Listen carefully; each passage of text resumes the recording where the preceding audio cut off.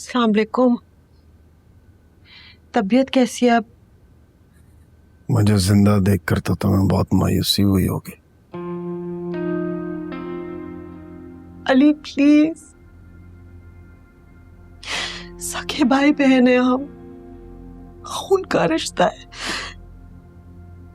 जिंदगी भर नदामत के बोझ तले दबती रही। एक बार कोशिश कोशिश करके माफ तो कर दो प्लीज अली।